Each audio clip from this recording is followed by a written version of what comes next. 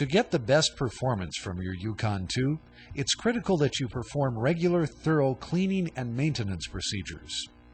A well-maintained machine and clean work area will optimize machine performance. Before beginning any maintenance or cleaning procedure, make sure the emergency stop buttons are activated and that the main breaker is shut off.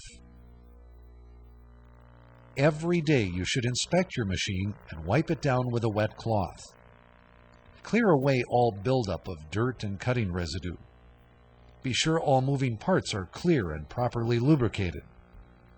If you find any rust, wipe it with an oily rag. Check the brakes to make sure there is no play in the table rotation. You should also monitor the fluid levels on various components of your machine and fill as needed. Be sure to use the proper oil or lubricant specified in your manual. Do not use any fluids not specified in your manual. The wrong fluids may cause damage to your machine.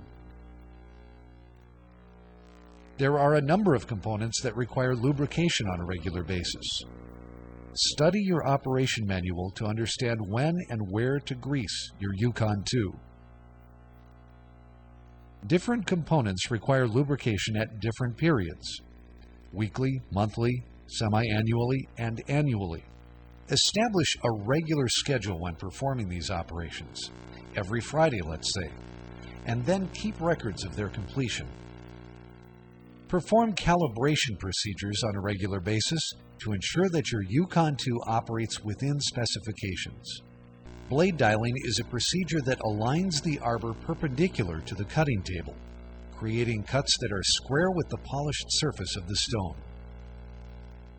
Read your operation manual to understand how to perform this and other procedures. The Yukon II is designed to operate efficiently, flexibly, and dependably, which will boost your productivity.